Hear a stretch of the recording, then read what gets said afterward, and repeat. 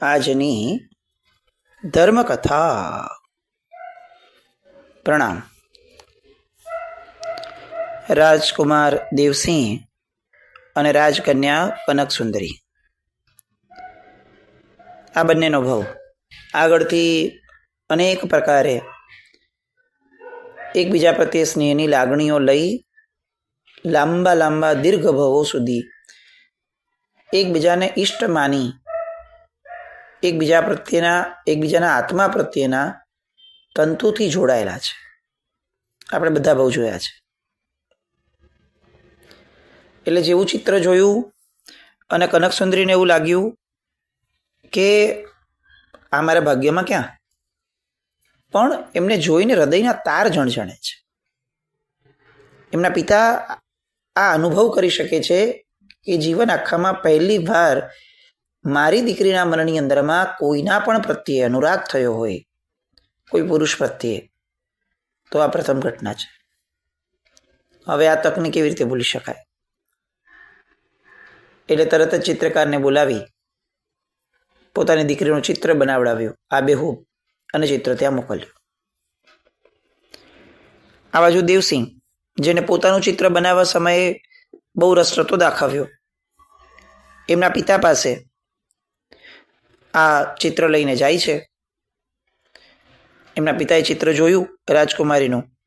પોતાનો દીકરો આમે પરણાવવા યોગ્ય તો થયો જ છે, એમને ખૂબ પસંદ આવ્યું. રાણીબાને દેખાડ્યું, એમને પણ પસંદ આવ્યું. એટલે દેવસિંહ પાસે ચિત્રને મોકલાવ્યું. દેવસિંહે જેવું ચિત્ર જોયું એને પણ તરત જ એવા જ ભાવો જાગ્યા કે જેવા ભાવો કનકસુંદરીને જાગેલા. પૂર્વનો સ્નેહ છે એ જાગૃત થાય તો પણ બંનેઓમાં અપેક્ષાએ સરખી રીતે જાગૃત થાય. દેવસિંહ ચિત્ર જોતા જ એવું નક્કી કરે છે કે પરણું તો આમને પરણું. બીજું કોઈ વ્યાબાદ આવવાની કોઈ શક્યતા નથી, કારણ કે બંનેઓનો સ્નેહરાગ એટલો બધો દ્રઢ છે કે એકબીજાના મિલનમાં ક્યાંય પણ અંતરાય નહીં. આ બધું સુલોચનાના ભાવની અંદરમાં પોપટ સાથે જે અનુરાગ બાંધ્યો ત્યાંથી શરૂ થયેલું. આપણે ફક્ત આ બધા ભાવોની અંદરમાં સ્નેહ જોઈએ ને તો સમજાશે કે પેલા કુતૂહલથી સુલોચનાને આ પોપટ ગમ્યો કે આ તો કંઈક બોલે છે ને સરસ બોલે છે. પછી એના પ્રત્યેનો અનુરાગ વધ્યો. કેવો વધ્યો? તો કે એના વગર જીવી ન શકાય. આવું બોલવું એમ નહીં. જ્યારે પોપટ પોતે મરી જાય છે એ સમયે એ પોપટની પાછળ એ રાજકુમારી પોતે મરી જાય છે. આ એક પ્રકારનો દ્રઢ અનુરાગ, જેમાં મન તો ભળ્યું, મનનો નિર્ધાર ભળ્યો અને સાથે આચરણા પણ ભળી કે ભાઈ એના વિના રહેવું જ શક્ય નથી. અને આ અનુરાગ એટલો દ્રઢ બન્યો પછીથી કે શંખ અને કલાવતીના ભાવની અંદરમાં જ્યારે શંખ એની સાથે બહુ નબળું કરે છે એ સમયે પણ એક બેઝથી નીચે જવાનું કલાવતીને મન નથી થતું કે ભાઈ આનથી નીચે તો આની માટે નબળું ના વિચારાય. ચોક્કસ એને નબળું કર્યું છે પણ આનથી નીચે નબળું ના વિચારાય. કેમ આવું થયું? આપણે હોત તો ઉતારી પાડત, બીજી વાર મોઢું ન જોત. આપણે આ પરંપરા જોઈ રહ્યા છે કે કેમ આટલી સરળતાથી ને સહેલાઈથી આ લોકો બંનેના હાથમાં છેક 21 ભાવ ભેગા રહ્યા. શંખ અને કલાવતીના ભાવની અંદરમાં શંખે દીક્ષા લીધી, એમણે પણ દીક્ષા લીધી. દેવલોકમાં ભેગા. કમલસેન રાજકુમારનો ભાવ આવ્યો, એમાં ભેગા. એમાં પણ જે રીતે કમલસેનને રાજ્યની પ્રાપ્તિ થયા પછીથી આ રાણીની સાથે લગ્ન થયા એ દર્શાવે છે કે કોઈ પણ ભોગે મળવું તો નક્કી જ છે. પુણ્ય પણ એ પ્રકારનું, ભોગ લક્ષ્મીનું, રાજ્ય લક્ષ્મીનું પુણ્ય પણ એ પ્રકારે કે રાજ્ય પણ મળે તો કોની સાથે મળે? તો કે આ આત્માની સાથેનું જ રાજ્ય મળે. અને આ ભાવની અંદરમાં પણ સહજતાથી ચિત્ર રૂપે બંનેઓને એકબીજા પ્રત્યે અનુરાગ જન્મવાનું થયું. ઉત્તમ આત્માઓ સાથે ઋણાનો બંધ બાંધવા હોય તો આપણી સામે આદર્શ રહે ને, એટલે આપણે આ વાતોને એનાલાઇઝ કરીએ છીએ કે હું આ પોપટ વગર જીવી નહીં શકું, આવું ફક્ત બોલવાનું નહીં, એવું અનુભવવાનું. એવું પણ નહીં કે એની પાછળ એને સીધું આત્મહત્યા કરી લીધી, નહીં. એણે આહારનો ત્યાગ કરેલો એ સમયે, અને ધીરે ધીરે થોડા દિવસોમાં કૃશ થતા થતા થતા મૃત્યુ પામી. એક ઝાટકે કોઈની માટે કંઈ કરી લઈએ અને એમ લાગે કે હવે આપણને આનું ફળ મળી જશે, એવું ન હોય. એને અનુભવવાનું હોય, એને સંવેદવાનું હોય, આત્મા પર એની છાપ પડાવવાની હોય. આપણે આ ભાવમાં પણ પ્રભુ સાથે, શાસ્ત્રો સાથે, અનુષ્ઠાનો, ક્રિયાઓ સાથે જ્યાં સુધી આવી દ્રઢપણેની નિર્ધારપૂર્વકની ભક્તિ નથી કરતા, પ્રીતિ નથી બાંધતા કે જે ધીરે ધીરે દ્રઢ થાય છે, છાપ પાડે છે, ત્યાં સુધી ભવાંતરમાં આ બધું આપણને ભેગું મળશે ને એવા અનુરાગ આપણાની પ્રગટે. આપણે સમજવું જ પડશે કે બહુ બુદ્ધિપૂર્વક કોઈ અનુષ્ઠાન કરવા પડશે, મનની જાગૃતિપૂર્વક અને બુદ્ધિપૂર્વક, અને પછી તો કે રિપીટેડલી એનું વારંવાર આ સેવન કરવું પડે અનુરાગ સાથે. આ જ કરવા યોગ્ય છે, આ જ પ્રીતિ કરવા યોગ્ય છે આ તત્વો. આવું મનમાં પણ એ સમયે ઉપસ્થિત રાખીને કામ કરવું પડે. તો વારંવારની આ ક્રિયાઓ એ આપણને સંસ્કાર પાડે. અહીંયા દેવસિંહે જેવી તસવીર જોઈ તરત જ હા પાડી. અંદરનો અનુરાગ છે. તરત જ રાજાએ પણ સ્વીકાર્યું, મહારાજા મેઘે. અને આ બાજુ વિજય શત્રુ તો ઈચ્છતા જ હતા, એટલે બંનેએ જાહેરાત કરી કે અમારી તૈયારી છે. ઉત્તમ મુહૂર્ત નીકળ્યું અને પરિવાર સાથે દેવસિંહ મથુરાથી ઉજ્જૈનીમાં આવ્યો. અને ત્યાં ધામધૂમપૂર્વક દેવસિંહ અને કનક સુંદરીના વિવાહ એ સંપન્ન થવામાં છે. કોઈ અંતરાય નથી, બધું બરાબર ચાલે છે. હવે એક ઘટના બને છે કે જે લગ્ન બાદ તુરંત બને છે. અવંતીની અંદરમાં એ સમયે જ્ઞાની ગુરુ ભગવંત પધાર્યા. એટલે કેવું, પેરેલલ. જેવા લગ્ન થયા એટલે ચાલે છે, લગ્ન ચાલે છે આ બાજુ, અને બીજી બાજુ દૂત સમાચાર લાવે છે કે ઉદ્યાનની અંદરમાં ગુરુ ભગવંત પધાર્યા છે. લગ્ન પૂરા સંપન્ન થયા. હવે મહેલ તરફ જવાની વાત, તો કે ના. આ બંને રાજકુમારી અને રાજકુમાર, આ બંનેના મનની અંદરમાં ધર્મ ખૂબ પ્રેમથી વસ્યો છે, સંસ્કાર સાથે, અહોભાવ સાથે વસ્યો છે. કારણ કે પૂર્વના ભવોમાં ફક્ત ધર્મ નહોતો સેવ્યો, અહોભાવપૂર્વક ધર્મ સેવ્યો હતો. એના કારણે શું થયું હતું કે અત્યારે લગ્ન જસ્ટ પૂરા થયા છે, જસ્ટ, અને સમાચાર સાંભળ્યા અને બંનેને ભાવ થયો કે આપણે ગુરુ ભગવંતને વંદન કરવા જેવું છે. આપણે અત્યારના આપણા જીવનમાં, જમાનો છોડી દો, આપણા જીવનમાં આપણે આવી કલ્પના કરીને જોઈએ. આમ વાઇલ્ડ ગેસમાં પણ લાગે છે કે આપણને આવું મન થશે. લગ્ન જસ્ટ પૂરા થયા અને કોકે કીધું કે ગુરુ ભગવંત પધાર્યા છે, તો ચાલો પેલા વંદન કરવા જઈએ, ઘરે પછી જશું. આ બંનેને એવું થયું. કેમ? કારણ કે પૂર્વના ભવોની અંદરમાં ચારિત્ર પાળ્યું છે, અને પાળ્યું છે એવું નહીં, અહોભાવપૂર્વક પાળ્યું છે.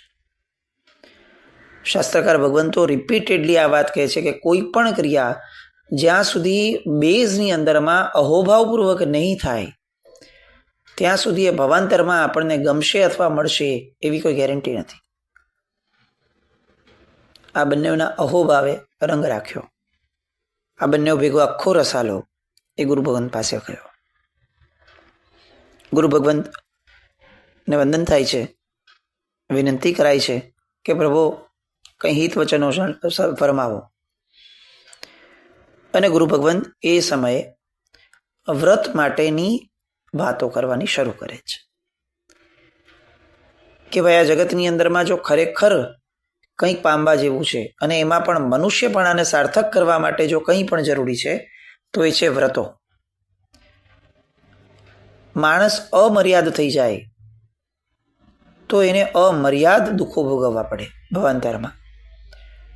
પણ જો માણસ અનુશાસનમાં આવીને મર્યાદિત થઈ જાય તો એના ભવો પણ મર્યાદિત થાય છે.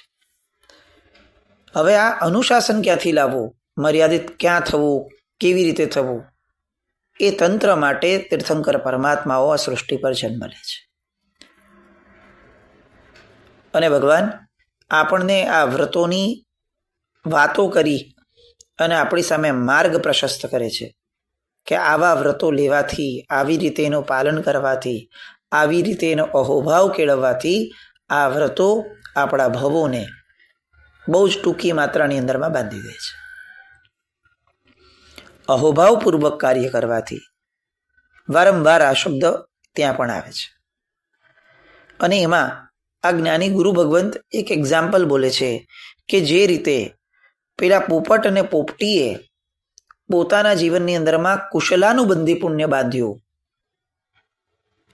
તે રીતે આ વ્રતો, આ અનુષ્ઠાનો એ જીવને વહેલી તકે મોક્ષગામી બનાવે છે. બીજી અનેક વાતો તર્કો દ્વારા અજ્ઞાની ગુરુ ભગવંતે વ્રતોનો મહિમા સમજાવ્યો. દેવસીના મનની અંદરમાં આ પોપટ અને પોપટીવાળી વાત એ ઘર કરી ગઈ. એટલે આખી દેશના પૂરી થઈ ગુરુ ભગવંતની. અને દેવસી હાથ જોડી અને પૂછે છે કે પ્રભુ, આપે જેમ વ્રતના પાલનની અંદરમાં જે પોપટ અને પોપટીની વાત કરી, એ શું હતું? મારે એ જાણવું છે.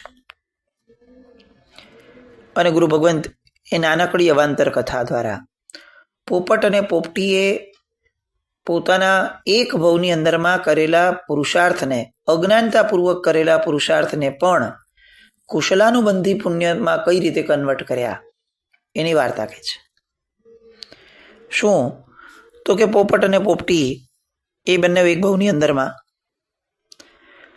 જન્મ થયો. વૈતાડ્ય પર્વત હતો, દક્ષિણ ભરત હતું અને સિદ્ધિકર નામનું વન હતું. આ વનની અંદરમાં બંને ઉત્પન્ન થયા હતા. અત્યંત મનમોહક પરિસ્થિતિવાળું એ વન હતું કે જ્યાં શરદ ઋતુનું આકાશ જાણે ભૂમિ પર આવી પડ્યું હોય એવી સુંદર ભૂમિ હતી. કિન્નરીઓ ગીતગાન કરવા ત્યાં આવતી, કોકિલાઓ કર્ણપ્રિય કુંજન કરતી, ભ્રમરો પણ મધુર ગુંજારવ કરતા હતા. આવી સુંદર મનમોહક ભૂમિ જે કોઈક પુણ્યશાળીને જ મળે એવું પુણ્ય એમનું જાગ્યું હતું. અને આ ભૂમિ ઉપર એટલે કે સિદ્ધિકર નામના વનની અંદરમાં મધ્ય ભાગમાં મણિ અને રત્નથી જડેલું એક સ્વર્ણપીઠ હતું. અને સ્વર્ણપીઠ ઉપર પદ્મરાગ નામના મણિમાંથી એક વિદ્યાધરે બનાવેલી અરિહંત ભગવાનની એક ઉત્તમ પ્રકારની મૂર્તિ હતી. આ પોપટ અને પોપટી એ જ વનમાં રહેતા હતા. એટલે વારંવાર ત્યાં ને ત્યાં જ ફરવાનું થાય. એટલે ત્યાં એ જે જિનાલય હતું, એ જિનાલયની બાજુમાં ચૈત્ય વૃક્ષમાં નજીકમાં એક આમ્ર વૃક્ષ હતું. ચૈત્યની બાજુમાં ત્યાં આ વસે. અનેક ખેચરો, દેવો કે જે વિદ્યા સાધકો હતા, એ બધા ઉડતા ઉડતા આવે અને આ જિનાલયની અંદરમાં એ લોકો ભક્તિ માટે જાય. આ પોપટ અને પોપટી એ રોજ આ રીતે જુએ કે આ ભગવાનની લોકો ભક્તિ કરવા આવે છે. અને ભક્તિના અલગ અલગ પ્રકારો પણ જુએ. હવે આ પ્રકાર સમયે એની રુજુતાનું પુણ્ય, એનું જીવદળ, આ બંનેનું એ અચાનક ઉદયમાં આવ્યું. રોજ જોતા જોતા જોતા આ બહુ સારું કરે છે, આ લોકો સરસ ક્રિયા કરે છે, આવો મનમાં ભાવ એ પ્રગટ થયો. પોપટ અને પોપટી છે, તિર્યંચની પણ એક મર્યાદા રહેવાની સંજ્ઞીપણામાં, પણ એમણે એ મર્યાદાને બહુ સરસ રીતે વાપરવાની શરૂ કરી. સૌથી પહેલો શું કર્યું હતું કે અનુરાગ પ્રગટાવ્યો કે આ બહુ સરસ કાર્ય કરે છે. બધા આવી કુતૂહલના કારણે જોતા રહે અને નિરખી હરખી સુકૃત લાભ કમાય. હાલરડાની જે આ કડી છે એ કડી અહીંયા એક્ઝિક્યુટ થઈ કે રોજ જુએ અને હરખે બહુ સરસ કાર્ય કરે છે, બહુ સરસ કાર્ય કરે છે. કોઈ લેવા દેવા નથી, પોતે કંઈ કરતા પણ નથી, ફક્ત જુએ છે. પણ જોતા જોતા હરખ પામે છે. અને આવો ક્રમ મહિનાઓ સુધી ચાલ્યો કે જ્યારે પણ કોઈ આવે ત્યારે આ લોકો જુએ અને જુએ એટલે હરખ પામે. આ બહુ સરસ કરે છે, આ બહુ સરસ કરે છે. આ હરખ જે નિસ્વાર્થ હતો, જે કોઈ પણ પ્રકારની આશંસા વગરનો હતો, એ હરખે પ્રભુ પ્રત્યે અનટોલ્ડ એક પ્રીતિ ઊભી કરાવડાવી. અને આ પ્રીતિના કારણે કેટલાક સમય પછીથી આ પોપટ પોપટીને એવો ભાવ થયો કે આપણે પણ પ્રભુ માટે કંઈક કરીએ. હવે આ ભક્તિનો ભાવ તો થયો, પણ સામગ્રી ક્યાંથી લાવી? પોપટ અને પોપટી છે, બીજી કોઈ આવડત શું હોવાની? પણ એમને ખ્યાલ આવ્યો કે આપણે એક આંબાના ઝાડ ઉપર જ્યાં બેસ્યા છીએ ત્યાં આંબાની મોર ઉગી છે. એમણે એ મોરોને ભેગી કરી, આંબાની મોરને, અને એને ગુચ્છો બનાવ્યો. બંને એક ગુચ્છા બનાવ્યા. અને પછી જ્યારે કોઈ ખેચર વગેરે કોઈ જ નથી, ફક્ત પ્રભુ છે, એ સમયે આ બંને ગુચ્છાઓ લઈ અને ભગવાનના કાનમાં પહેરાવી દીધા. કાનની વચ્ચેનો જે ભાગ હોય ત્યાં ગુચ્છાઓ મૂકી દીધા. અને કર્યા પછીથી એટલા બધા પ્રફુલ્લિત થયા કે અમને કંઈક ભક્તિનો લાભ મળ્યો. અને આવા પ્રફુલ્લિત માનસથી ભક્તિની ભાવનાઓ ભાવવા લાગ્યા. એમણે પુષ્પ પૂજા, એ જે મોરની પૂજા એક જ વાર કરી, પણ બાકીના શેષ જીવનની અંદરમાં સતત આ જે આનંદ હતો કરવાનો, એને રિપીટેડલી એ પોતે એ પરસ્પર એકબીજાની સાથે એની સુકૃતની અનુમોદના કરવા લાગ્યા. શું થયું? તો કે કુશલાનુબંધી પુણ્ય બંધાયું. કુશલાનુબંધી પુણ્ય એટલે એવું પુણ્ય કે જે ઉદયમાં આવે ત્યારે ઉત્તમ રીતે એ નિમિત્તનો ઉપયોગ કરવાનું મન થાય એવું નહીં, ઉત્તમ રીતે ઉપયોગ થાય અને એનું પરિણામ પણ ઉત્તમ રીતે પ્રાપ્ત કરી શકાય. આ પુણ્યને કુશલાનુબંધી પુણ્ય કહેવાય. એવો અનુબંધ કે જે બહુ કુશળતા આપે એ પુણ્યને સાર્થક કરવામાં. ત્યાંથી બંને મર્યા. પછી તો કે એક રાજપુત્ર તરીકે જન્મ્યો પોપટ, અને પોપટી મરી અને રાજપુત્રી તરીકે જન્મી. રાજપુત્ર ખૂબ વૈરાગ્યવાળો હતો, એને પરણવાનું મન નહોતું થતું. રાજપુત્રીને પણ આવું જ થતું હતું. પણ એમાં બંનેઓને એવું ભોગ પુણ્ય બંધાયેલું હતું પહેલાં કે જે ભોગવવાનું તો હતું જ, પરસ્પરના ગાઢ સંસ્કારો હતા જ. એટલે બંને જણને એક નિમિત્ત મળ્યું ચિત્રનું, અને એકબીજાને ચિત્રમાં જોયા અને પરણ્યા પછીથી ફરી પાછું એક નિમિત્ત મળ્યું. એટલે રાજકુમારને શોક થયો, શોકમાંથી વૈરાગ્ય થયો.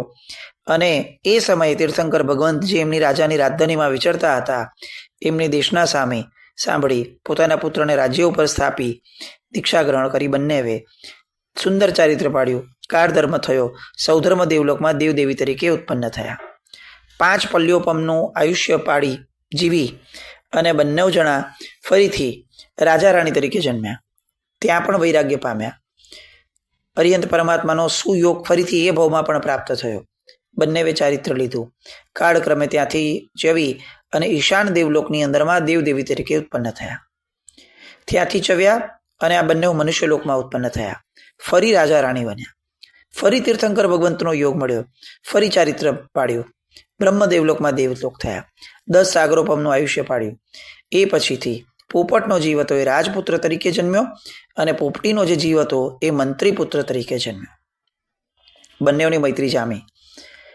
રાજા એ કાળક્રમે ચક્રવર્તી બન્યો અને મંત્રી પુત્ર એના પ્રધાન તરીકે જ રહ્યો. બંનેઓને અરિયંત પરમાત્માનો યોગ મળ્યો, વૈરાગ્ય પામ્યા, ચારિત્રને ગ્રહણ કર્યું, અને એ જ ભવની અંદરમાં બધા જ કર્મોનો ક્ષય કરી અને બંને કેવળ જ્ઞાન પામ્યા. આ પોપટ અને પોપટીની કુશલાનુબંધી પુણ્યની વાતો એ આ દેવસિંહ અને કનક સુંદરી એ બંને સાંભળે છે. લગ્ન કર્યાને હજી તો કેટલીક પળો વીતી છે, અને બંને જણા આ પોપટ અને પોપટીની કુશલાનુબંધી પુણ્યની વાતો આચાર્ય ભગવંતની પાસેથી સાંભળે છે. હૈયામાં આનંદ પ્રગટ્યો. જાણે કેવો આનંદ પ્રગટ્યો એટલે ગમ્યું એવું નહીં, જાણે કોઈ મહાદરિદ્રી માણસને કોઈ નિદાન મળી જાય અને કેવો આનંદ થાય એવો આનંદ પ્રગટ્યો. અને તરત જ એમણે ગુરુ ભગવંતને કીધું કે પ્રભુ, હવે અમારે પણ આવી આરાધનાઓ કરવી છે. અને ગુરુ ભગવંતે ચારિત્ર ધર્મનું મહત્વ દેખાડ્યું. અને આવો ચારિત્ર ધર્મ ન પાડી શકાય તો શ્રાવક ધર્મ, કે જેમાં સતત નજર સામે ચારિત્ર ધર્મ હોય, એવા શ્રાવક ધર્મનું પણ વર્ણન કર્યું. દેવસિંહને લાગ્યું કે પ્રભુ, આ ક્ષણે અત્યારે અમને શ્રાવક ધર્મ આપ અંગીકાર કરાવડાવો અને અણુવ્રતો ગ્રહણ કરાવડાવો. બંને જણા અણુવ્રતો ગ્રહણ કરે છે અને શ્રાવક તરીકેની જીવનની એક શરૂઆત કરે છે. લગ્ન કર્યાને હજી કેટલીક પળો વીતી છે. આજનો આખો દિવસ આપણે આવું વિચારીએ કે આપણામાં કેમ આવું નથી થતું. આપણને ભોગ ભોગવવા સમયે ધર્મ કેમ યાદ નથી આવતો. કોઈ દેખાડે સમજાવે તો પણ મન કેમ નથી થતું. જેમ પેલા પોપટ અને પોપટીને કુશલાનુબંધી પુણ્ય હતું, એમ આપણને એનાથી વિપરીત કોઈ પાપ છે કે જેના કારણે આપણે ધર્મની અંદરમાં એટલા ગાઢ થઈ જ નથી શકતા. બધું ઉપર છલ્લું કરવાનું મન થાય, ખરેખર અંદર આ સેવન કરવાનું મન જ ન થાય.